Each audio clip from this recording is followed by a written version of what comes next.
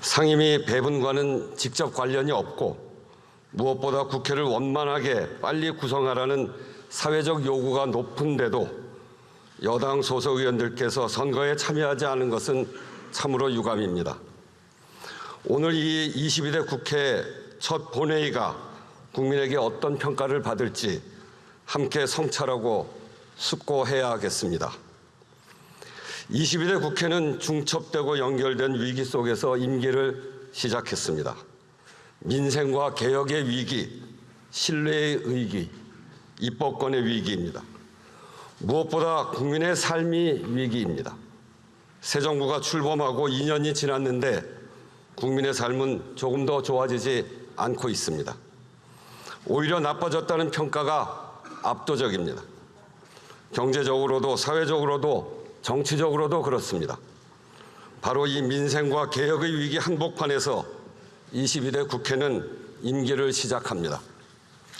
국민은 국회가 고단한 삶에 기댈 언덕이 되어주기를 원합니다. 국민의 생업을 안정시키는 것이 정치의 근본이고, 그래서 정치는 힘이 약한 사람들의 가장 강한 무기가 되어야 한다고 합니다. 해를 거듭할수록 낮아지는 국회의 신뢰도는 국민이 느끼는 절망감이 얼마나 커지고 있는지 말해줍니다. 국회가, 정치가 내 삶의 문제를 해결해 주지 못한다는 체념과 절망, 이것이 22대 국회가 넘어야 할 신뢰의 위기입니다. 핵심입니다.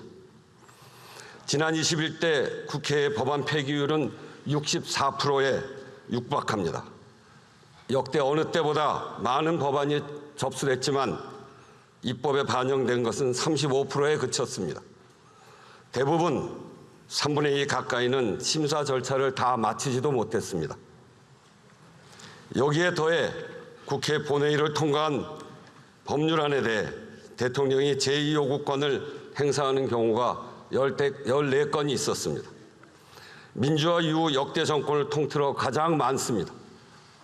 앞선 35년 동안 행사된 제2요구권은 16건이었습니다. 입법은 국회의 권한이자 책임입니다. 22대 국회에서도 입법권이 제대로 쓰이지 못하면 신뢰의 위기는 더욱 깊어지고 민생과 개혁의 위기는 임계점을 넘을 것입니다. 존경하는 의원 여러분, 국회는 국민의 뜻을 실현하고 국민의 삶의 보탬이 되어야 합니다. 여기에는 이견이 있을 수 없습니다. 문제는 방법입니다.